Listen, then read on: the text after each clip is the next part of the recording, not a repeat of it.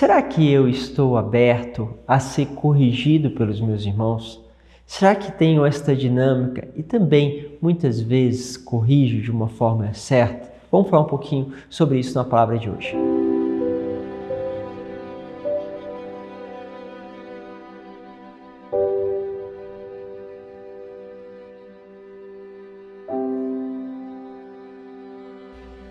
Em nome do Pai, do Filho e do Espírito Santo. Amém. Seja bem-vindo, você que está chegando a primeira vez, participe sempre conosco e vamos juntos nesse itinerário com a Palavra de Deus, neste mês muito rico da presença dos santos. Hoje quero trabalhar com vocês Gálatas capítulo 2, versículo de 1 a 2, depois do 7 ao 14. Diz assim: Irmãos, 14 anos mais tarde, subi de novo a Jerusalém com Barnabé, levando também Tito comigo.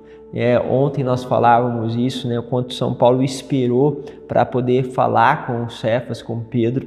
E agora, depois de 14 anos, ele volta lá para colocar, para expor mais um dos acontecimentos e também as propostas que ele sentia para a igreja. Bom, fui lá por causa de uma revelação. Expus-lhe o evangelho que tenho pregado entre os pagãos.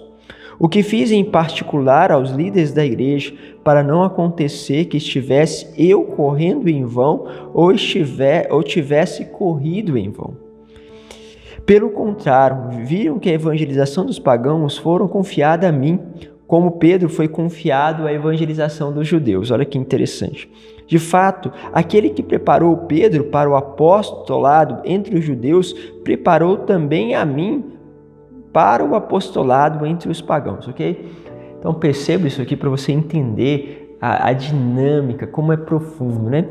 Ou seja, São Paulo está dizendo, Pedro foi preparado, foi levado, conduzido ao Senhor a evangelizar os judeus. Eu fui conduzido pelo Senhor a evangelizar os pagãos, aqueles que não estão justamente na religião judaica. Então ele tem essa dimensão.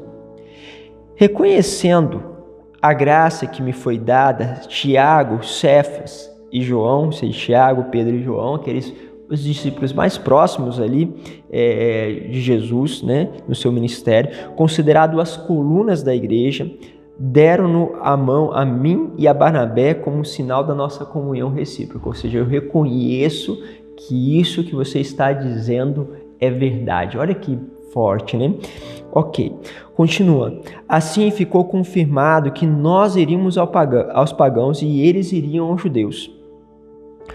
O que nos recomendaram foi somente que nos lembrasse dos pobres. E isso procurei fazer sempre com toda solicitude. Olha que bonito também. Vá, faça isso, mas não esqueça da base, que é os pobres, ok?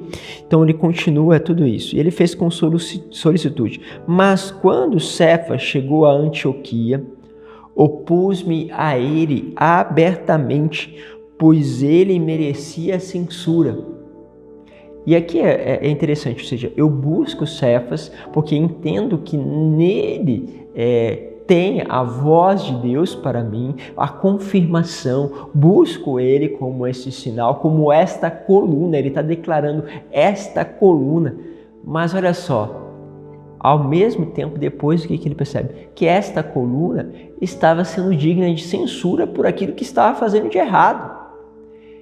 E muitas vezes, quando nós percebemos alguém fazendo errado, imagine o teu pároco, uma pessoa, uma freira, ou alguém, um leigo que está à frente, um coordenador da sua evangelização. Quando nós percebemos que aquela pessoa está fazendo errado, a primeira coisa que a gente quer fazer é não obedecê-lo. A não falar assim, não, a voz de Deus não vem mais por essa pessoa, porque ela está fazendo as coisas erradas. O que nós fazemos? Nós censuramos a pessoa, não de poder exortar e corrigir, é de não querer mais obedecer, de não querer mais escutar aquela pessoa como voz de Deus. É interessante como nós fazemos logo este corte. Olha que faz São Paulo.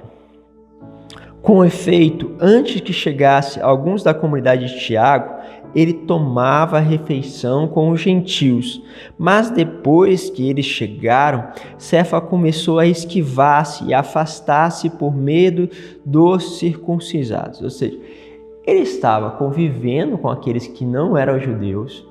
E aí, quando chegou a comunidade, aqueles que eram lá de Tiago, que tinha essa dimensão judaica muito forte, o que ele fez? Bom, eu vou sair, porque senão eles vão ver eu vivendo com os pagãos, podem pensar alguma coisa de mim, podem pensar, vamos dizer, aquilo que não é correto, que eu estou fazendo algo errado. Então ele se esquiva, ele meio que se esconde. Então o que está acontecendo aqui? Está acontecendo um fato concreto. Tá? E eu já falei em outras homilias, muitas vezes a gente vai simplesmente em suposição. Então lá o coordenador diz: nossa, eu achei que você disse uma coisa que não foi agradável, eu senti que você queria dizer isso quando você disse aquilo. Então tudo você vai baseando em sentimento, é diferente de fatos. Olha, aconteceu de você fazer isso, a reação, o fruto foi esse. Então, uma coisa são fatos, outras coisas é o que nós muitas vezes percebemos que pode estar certo, mas também pode estar errado. Ok, então ele pega o acontecimento, então está acontecendo isso. E os demais judeus acompanharam nessa dissimulação, ou seja, foi visto que outras pessoas da comunidade que estavam lá com Pedro faziam a mesma coisa, ou seja, a ponto de até Barnabé se deixar arrastar por esta hipocrisia deles. Né? E aqui ele faz uma exortação também a Barnabé, que era o companheiro dele de viagem, de missão, falando assim, olha, até Barnabé, que sabe da integridade da palavra, também foi fazer a mesma coisa. Né? Quantas vezes os líderes vão levando outros a cair no mesmo erro por causa do seu comportamento? Se você é líder em algum lugar, perceba os seus comportamentos, porque se você vai fazendo as coisas erradas, a possibilidade de você arrastar outras pessoas é muito grande. Bom, então continuando. Quando vi que não estavam procedendo direito, de acordo com a verdade do Evangelho, disse a Cefa diante de todos: se tu, que és judeu, vive como pagão e não como judeu, como pode obrigar os pagãos a viverem como judeus? E aqui Paulo deu, ou seja, ele que é judeu, estava com os pagãos, vivendo como eles. E aí o que acontecia com a questão dos judeus? É que os judeus queriam que os pagãos se tornassem justamente circuncidados, ou seja, que se circuncidasse, que ali adotasse critérios judaicos. Então olha só, você que é judeu, está se portando como um pagão, agora você quer que o pagão, que você está se transformando, se comporte como um judeu? Não faz sentido. E aí ele faz essa exortação de forma pública. Por que ele faz de uma forma pública? Porque o que Pedro estava fazendo era público. E aqui tem uma chave bonita.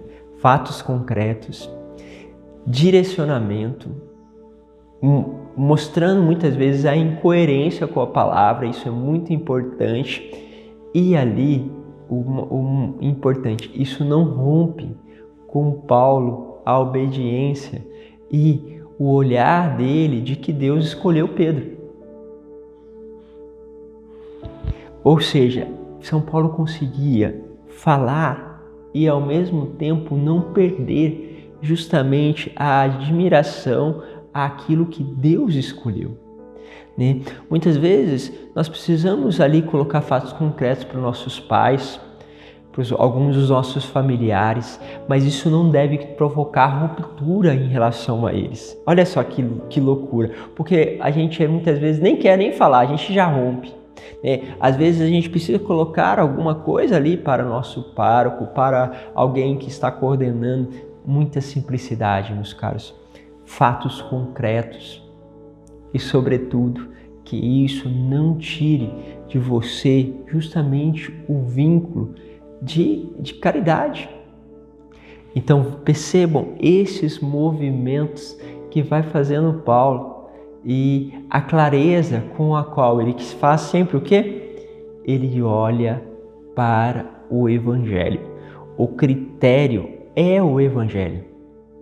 Então é através do Evangelho que se coloca alguma coisa. Por um outro lado, nós podemos estar no lado contrário. Alguém vem nos exortar. Simplicidade para receber. E perceba o que é concreto que a pessoa está te dizendo. Não refute, não vá criticar ela moralmente, porque muitas vezes nós atacamos moralmente uma pessoa para refutar o que ela está falando. Então não é esse caminho. Eu não vou me dizer, mas quem é ele, olha o que ele fez, olha o pecado dele. Não é isso que eu faço. Eu preciso olhar para aquilo e perceber a verdade que há naquilo. E se Deus está me comunicando uma verdade, eu preciso me converter à verdade daquilo que é o Evangelho. Pense sobre essas coisas. Deus vos abençoe, Pai, Filho e Espírito Santo. Amém.